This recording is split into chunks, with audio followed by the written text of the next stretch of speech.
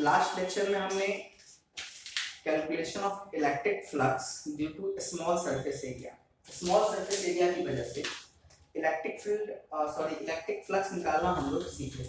अगर छोटा सा एरिया रहेगा, ठीक है। लास्ट लेक्चर का ये बोर्ड हम शेयर कर रहे हैं, आप लोग एक बार देख लीजिए, इसको रिवाइज कर लीजिए कि क्या क्या वहां पर हुआ था। कि इलेक्ट्रिक फ्लक्स पॉजिटिव भी हो सकता है, निगेटिव भी हो सकता है, जीरो भी हो सकता है।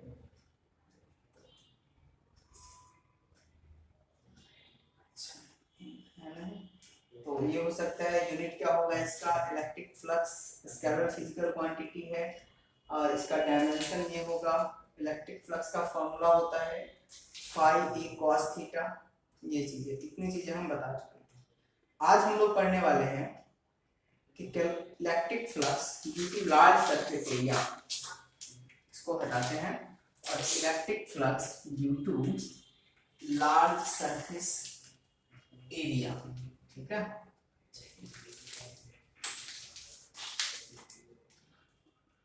तो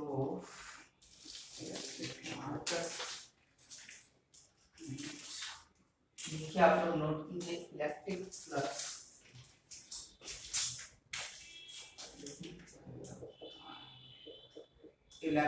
flux due to large passes through electric flux, क्योंकि इलेक्ट्रिक फ्लक्स लाइन पास करता है, ये होता है passes through large surface area, ठीक है। अब हम कैसे निकालेंगे? देखिए, हमारे पास क्या है, एक लार्ज सरफेस एरिया। कैसा है सरफेस? ये सरफेस है, समझिएगा इसको ठीक से। ये सरफेस है, ये पूरा भरा हुआ है।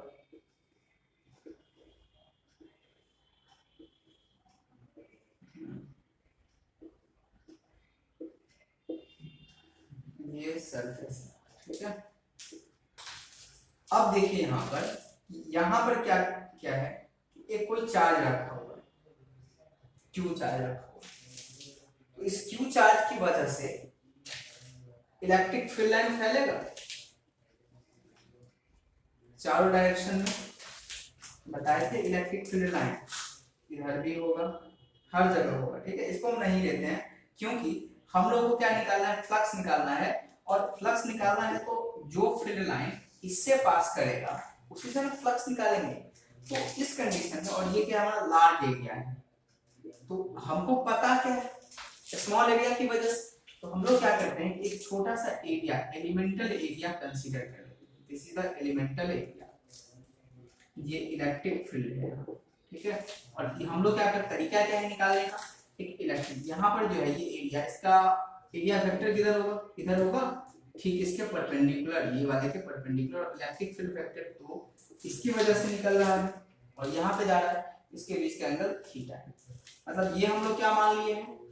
स्मॉल एलिमेंट मान लिए हैं, जैसा कि फिजिक्स में हम लोग हमेशा करते हैं। तो बताइए कि flux due to small area की वजह से कितना हो जाएगा? क्या होता है फ्लक्स का फॉर्मूला? डी फाई स्मॉल है तो डी फाई इक्वल टू ई, और ये एरिया हम लोग ds मान लिए, तो ई ds cos थीटा ये आ जाएगा। तो ये स्मॉल की वजह से हो गया। देयरफॉर टोटल फ्लक्स ये कितना आ जाएगा? इससे टोटल फ्लक्स पूरा का पूरा सरफेस है, इसी को हम लोग क्या करेंगे? इंटीग्रेट कर देंगे ई ds cos थीटा, और पूरा का पूरा सरफेस, यहाँ पे सरफेस लिखा है, इसका मतलब है कि पूरा का पूरा सरफेस को हम लोग इसको इंटीग्रेट कर देंगे। तो टोटल फ्लक्स निकल जाएगा किसी भी ओपन सरफेस से, large surface area, large open surface area, ठीक है। ये खुला हुआ है, ये क्लोज नहीं है, इसकी वजह से इस तरीका से हम लोग इलेक्ट्रिक फ्लक्स निकालेंगे यहाँ पर, ठीक है। तो ये हमारा तरीका है। अब देखिए यहाँ पर हम सरफेस लिखिए। अब बोलेगा सर सरफेस लिखेंगे तो इसका इंटीग्रेशन कैसे होगा? ऐसे तो हम लोग पढ़ेंगे, ठीक है। वेल यहाँ पर ये जो सरफेस एरिया है वो डिफाइंड नहीं है, इसका एरिया भी आप नहीं कैलकुलेट कर सकते हैं। तो जब ऐसी कंडीशन आएगी, एक वेल डिफाइंड सरफेस दिया रहेगा, बड़ा सा सरफेस जिसका आप एरिया निकाल सकते हैं, जिसका डायमेंशन पता रहेगा, तो उसके लिए हम लोग वहां पर इसका यूज करेंगे। ये तो एक तरीका बताया है कि कैसे निकाला जाएगा किसी भी सरफेस के अक्रॉस। तो इसको नोट कीजिए, ये था ओपन सरफेस एरिया के द्वारा। अब हम लोग क्लोज सरफेस एरिया पढ़ने जा रहे हैं।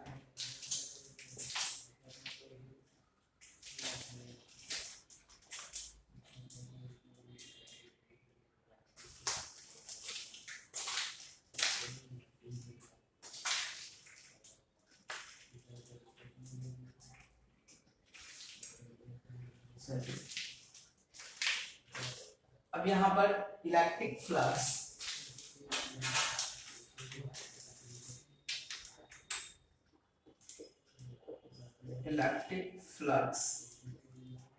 Due to closed surface. अब अगर सरफेस बंद रहेगा तो इलेक्ट्रिक फ्लक्स कितना होगा, ठीक है। yes.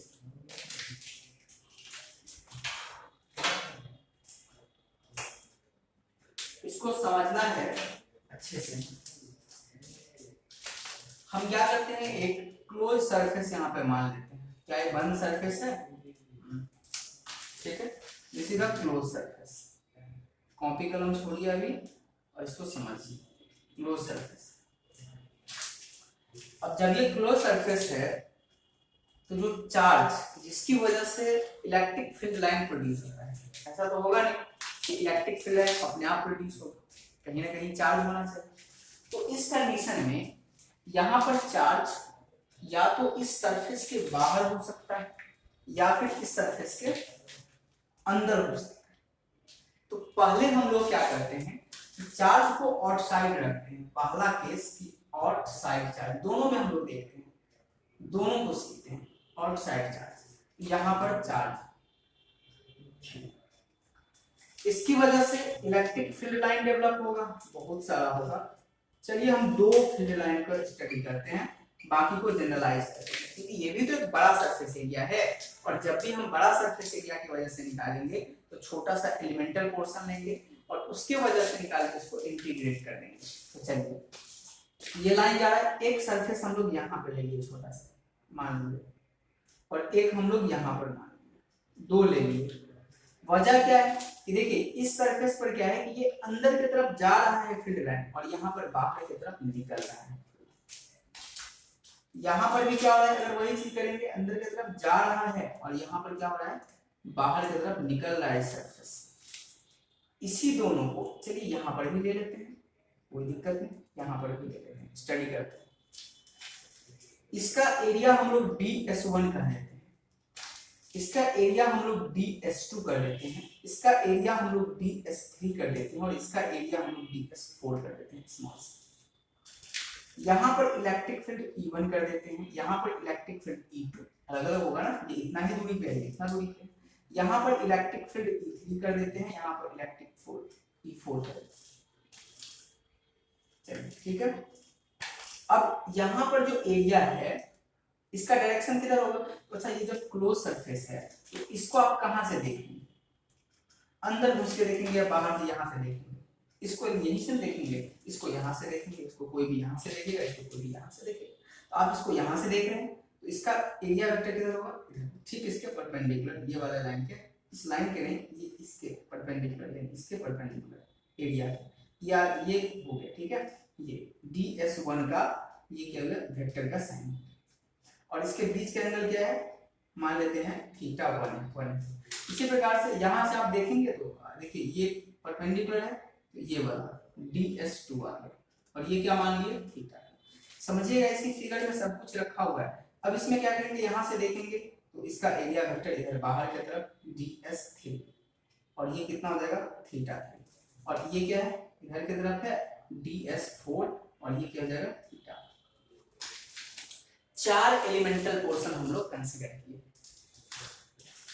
तो अगर सबके वजह से हम फ्लक्स निकाल के देखते हैं, इनकमिंग कहाँ पे, मतलब अंदर की तरफ कहाँ कहाँ जा रहा है, ये चीज फील्ड लाइन देखिए, यहाँ पर सर और यहाँ पे इनकमिंग है, यहाँ पे आउटगोइंग है, बाहर जा रहा है।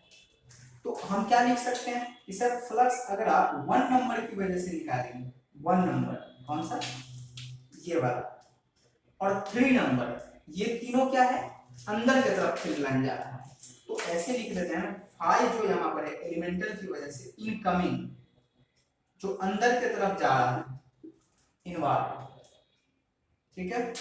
तो ये कितना हो जाएगा, तो सर इसके लिए आप फाई 1 निकालिए और प्लस फाई 2 निकालिए, वेक्टर सम तो होगा नहीं क्योंकि ये स्केलर है। चलिए फाई 1 कितना होगा इसकी वजह से, सर इसकी वजह से हो जाएगा देखिए E1 DS1 और cos थीटा 1, ठीक है। ये होता है ना EDA या फिर DS cos थीटा, प्लस इसकी वजह से कितना हो जाएगा, सॉरी ये E3 होगा, ये E3 होगा, तो E3 DS3 और cos थीटा। एक इंपॉर्टेंट चीज यहाँ पे है कि देखिए यहाँ पर थीटा 1 क्या है, 90 से बड़ा है, थीटा 3 क्या है, 90 से बड़ा है, ये भी निगेटिव और ये भी निगेटिव, यानी कि कुछ भी वैल्यू आएगा बट आएगा क्या, नेगेटिव आएगा। मतलब जो लाइन अंदर की तरफ जा रहा है यहाँ पर, इसकी वजह से क्या आ गया, नेगेटिव आ गया। चलिए अब यहाँ पे देखते हैं, उसी प्रकार से अगर ऑट गोइंग के लिए निकालेंगे, जो चीज बाहर जा रहा है, तो उसके लिए क्या हो जाएगा, सर इसके लिए हो जाएगा फाई 2 प्लस फाई 4। अब यहाँ पर लिखेंगे फाई 2, क्या लिखेंगे, E2 DS2 cos थीटा 2, यहाँ पे क्या लिखेंगे E4 DS4 cos थीटा 4। अच्छा यहाँ पर देखिए थीटा 2 और थीटा 4, देखिए ये दोनों 90 से छोटा है, तो 90 से छोटा जब है तो ये दोनों पॉजिटिव होगा, तो पॉजिटिव होगा तो इसका वैल्यू क्या आ जाएगा, पॉजिटिव आ जाएगा, ठीक है। मतलब क्या है यहाँ पर कि जो लाइन अंदर जा रहा है उसकी वजह से निगेटिव, जो लाइन बाहर जा रहा है उसकी वजह से पॉजिटिव। तो जब आपको नेट फील्ड निकालना है तो नेट ऑफ फील्ड कैसे निकालेंगे, सॉरी नेट फ्लक्स कैसे निकालेंगे, तो सर नेट फ्लक्स निकालने के लिए दोनों को तो ऐड करना पड़ेगा ना, इन को और आउट को। हाँ देखिए ऐड करने के बाद ये जीरो आता है, ठीक है, कितना आता है, जीरो आता है। आप बोलेंगे कि सर यहाँ पर जीरो कैसे आया, ये दोनों सेम थोड़ी होता है, नहीं, ये इनकमिंग और आउटगोइंग, जो अंदर जाएगा और जो बाहर आएगा, ये अगर ओवरऑल पूरा का पूरा कैलकुलेशन किया जाए तो इंटायरली जीरो आ जाता है। ये तो आप दो ही ना एलिमेंटल पोर्शन देखिए, ये पॉसिबिलिटी आप चेक किए हैं कि क्या जीरो हो सकता है, तो हाँ हो सकता है, क्योंकि एक तो नेगेटिव और दूसरा पॉजिटिव आ रहा है। और वाकई यहाँ पर क्या होता है कि जो फाई नेट होता है वो जीरो होता है, मतलब इलेक्ट्रिक फ्लक्स क्या होता है, जीरो होता है, ठीक है। ये इंपॉर्टेंट ऑब्जेक्टिव क्वेश्चंस यहाँ से पूछे जाते हैं कि अगर कोई क्लोज सरफेस है और पॉइंट हमारा आउटसाइड है, मतलब चार्ज क्या है, आउटसाइड, किसी क्लोज सरफेस के चार्ज अगर आउटसाइड रहे तो इससे कितना फ्लक्स पास करता है, आंसर होगा जीरो। तो सिंपल सा, अगर कोई क्लोज सरफेस है और अगर इलेक्ट्रिक फील्ड बाहर से आ रहा है, मतलब चार्ज बाहर है, तो कितना इलेक्ट्रिक फ्लक्स पास करेगा, आंसर होगा जीरो। कब जीरो, कभी भी जीरो, आंख बंद करके इसका आंसर क्या होगा, जीरो होगा। तो ये था हमारा कि अगर पॉइंट हमारा आउटसाइड चार्ज है, पॉइंट यहाँ आउटसाइड है, आउटसाइड चार्ज की वजह से इलेक्ट्रिक फ्लक्स कितना होता है, जीरो होता है, ठीक है। ये चीज समझ में आ गई, याद रखेंगे आप इन चीजों को। अब हम लोग देखेंगे कि अगर चार्ज इनसाइड हो जाता है तो क्या होगा, इसको थोड़ा बनाइए अच्छे से रोक के, ये फिगर बहुत इंपॉर्टेंट है, फिगर समझ में आ गया तो ये चीजें तो आप लिख ही लेंगे, ठीक है, इसको नोट कीजिए।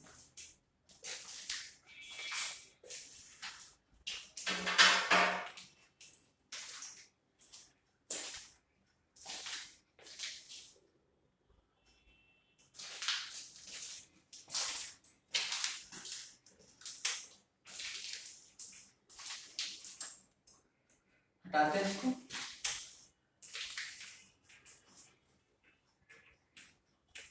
अब यहाँ पर हम लोग देखेंगे कि क्लोज सरफेस की वजह से केस नंबर 2, यानी कि चार्ज क्या रहेगा, अंदर रहेगा 2।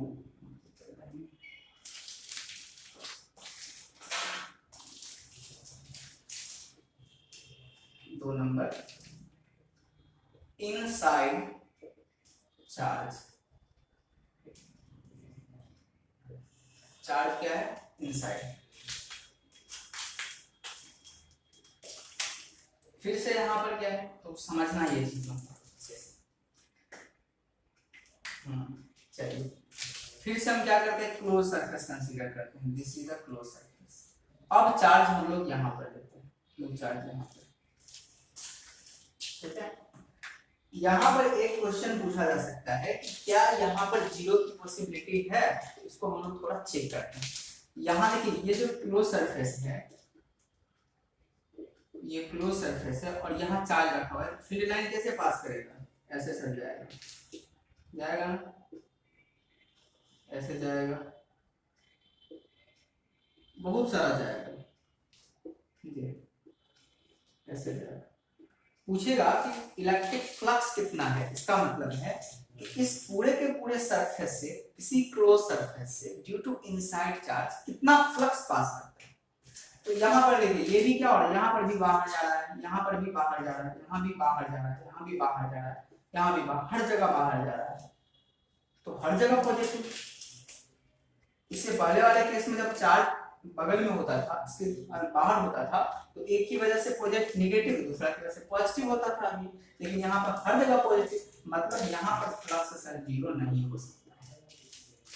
तो अगली बात, तो यहाँ पर फ्लक्स जीरो नहीं हो सकता है क्योंकि हमेशा आउटगोइंग है, एक इन और एक आउट रहता तब दोनों की जीरो की बात, तो फ्लक्स जीरो नहीं हो सकता है। अब हम लोग क्या करते हैं, आगे बढ़ते हैं कि जब सर फ्लक्स जीरो नहीं होगा इनसाइड चार्ज की वजह से, तो होगा कितना, ठीक है। तो फ्लक्स कितना होगा, इसको निकालने के लिए हम लोग क्या करते हैं, एक एलिमेंटल पोर्शन यहाँ पे कंसीडर कर लेते हैं। यही तरीका है निकालने का हमारे पास। देखिए एक चीज है फिजिक्स में, हम लोग तरीका से कहीं भी भटकेंगे नहीं तो आंसर गलत आएगा। यहाँ पर 9, यहाँ पर एलिमेंटल पोर्शन मानने से काम नहीं चलेगा, ठीक है, क्योंकि आप इसका एरिया नहीं कैलकुलेट कर पाएंगे।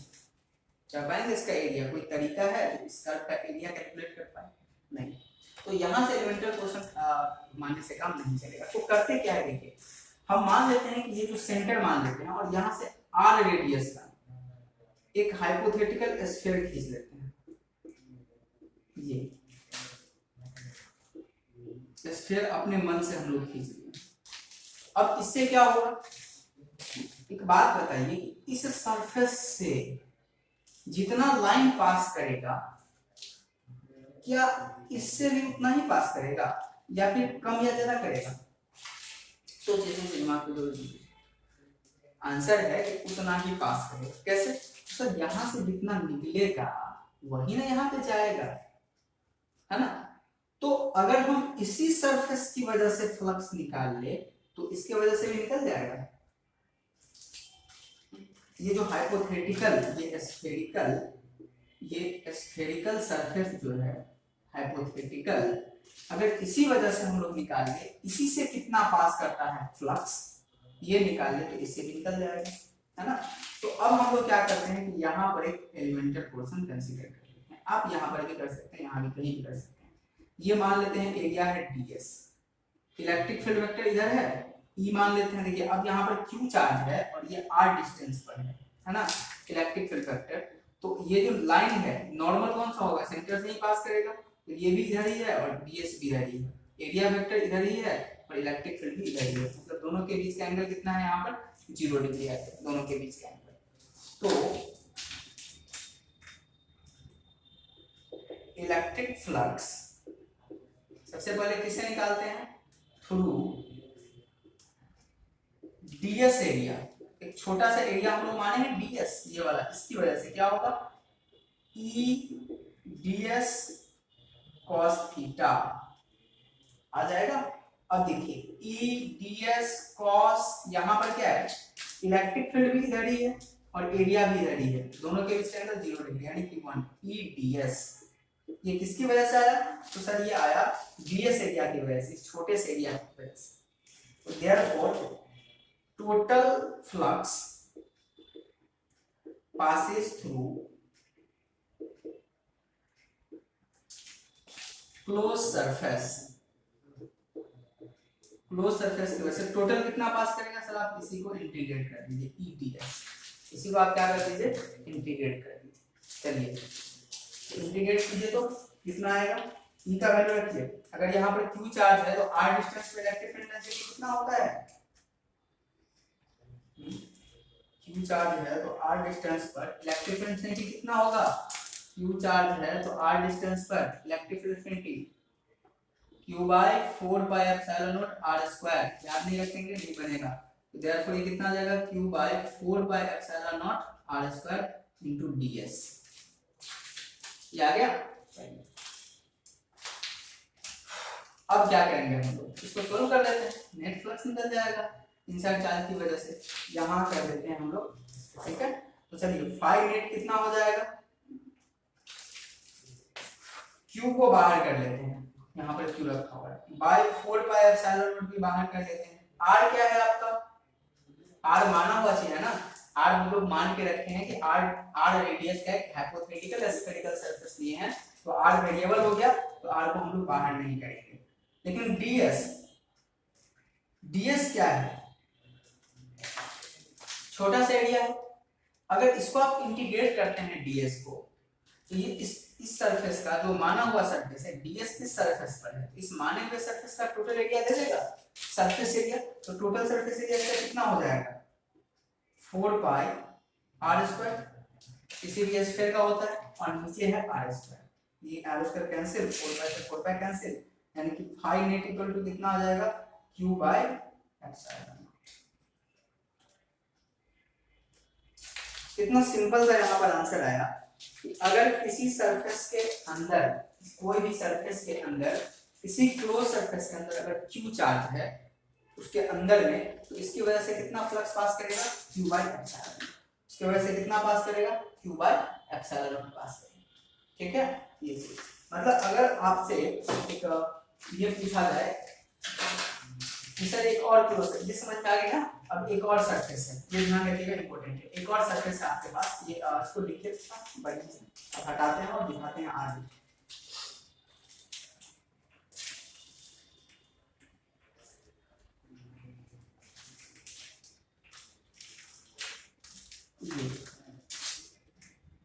अगर आपके पास ये क्लोज सरफेस है, इसके अंदर एक चार्ज है q1, दूसरा है q2, तीसरा है -q, तो इससे टोटल फ्लक्स कितना पास करेगा, फ्लक्स कितना पास करेगा सर, q इनसाइड अंदर में जितना चार्ज है बाय एप्सिलॉन नॉट, ये है ना q बाय एप्सिलॉन नॉट था, q inside by epsilon not, यानी कि phi equal to q inside कितना हो जाएगा q1 plus q2 minus q3 by epsilon not, ये आ जाएगा फ्लक्स, ठीक है। ये q inside by epsilon not, this is called Gauss law, this is called Gauss law, इसी को हम लोग क्या बोलते हैं, गॉस का लॉ बोलते हैं। यानी कि गॉस का क्या स्टेटमेंट था कि अगर आप किसी भी क्लोज सरफेस की वजह से इलेक्ट्रिक फ्लक्स निकालना चाहते हैं, तो इलेक्ट्रिक फ्लक्स का वैल्यू होता है q in by एप्सिलॉन, मतलब अंदर में जितना चार्ज है उसको एप्सिलॉन से डिवाइड कर दीजिए, this is known as Gauss, इसी को हम लोग गॉस लॉ बोलते हैं। गॉस लॉ के बारे में और ज्यादा हम पढ़ेंगे, अभी एप्लीकेशन भी पढ़ने वाले हैं नेक्स्ट लेक्चर में। यहाँ तक हम लोग गॉस लॉ के पास पहुंच चुके हैं और गॉस लॉ प्रूव भी कर चुके हैं, है ना, जाने अनजाने हमने गॉस लॉ प्रूव भी कर दिया कि देखिए q एप्सिलॉन आ गया, यही तो गॉस लॉ का स्टेटमेंट था। अभी जो एक हम लोग हाइपोथेटिकल सरफेस ऐसा खींचे, याद है आपको, अभी खींचे थे ये, इस सरफेस को जो स्फेरिकल सरफेस था, इसको हम लोग गॉसियन सरफेस के नाम से जानते हैं, this is known as Gaussian surface, because ये गॉस लॉ है, ठीक है, उसको गॉसियन सरफेस बोलते हैं। ये तो हम लोग गॉस लॉ पे पहुंच चुके हैं, और अगला नेक्स्ट लेक्चर में हम लोग गॉस लॉ का स्टेटमेंट देखेंगे। ये गॉस लॉ बहुत इंपॉर्टेंट है, एग्जाम में हमेशा पूछा जाता है, तो गॉस लॉ का स्टेटमेंट देखेंगे क्या करता है, साथ ही साथ हम गॉस लॉ का एक फॉर्मल प्रूफ भी देखेंगे, हमेशा एग्जाम में पूछा गया है, और उसके बाद हम लोग 5-6 एप्लीकेशन देखेंगे गॉस लॉ का। मतलब अगर आधे घंटे का लेक्चर आएगा तो आई थिंक दैट 3 लेक्चर, ठीक है, कम से कम आने हैं गॉस लॉ का, उसके बाद हम लोग गॉस लॉ पूरी तरीके से कंप्लीट कर लेंगे, और साथ ही साथ एनसीईआरटी का जो चैप्टर नंबर 1 है electric field charge and field, इसको भी कंप्लीट कर लेंगे, और उसके बाद हम लोग दूसरे लेक्चर पे आएंगे। तो आप लोग अच्छे से पढ़ाई कीजिए, अगर किसी तरह के डाउट हो तो आप मुझे कमेंट करके बता सकते हैं, या फिर आप मुझे मैसेज व्हाट्सएप भी कर सकते हैं, ताकि मैं आपका डाउट क्लियर कर सकूं, ठीक है। अच्छे से पढ़ाई कीजिए, अपनी सेहत का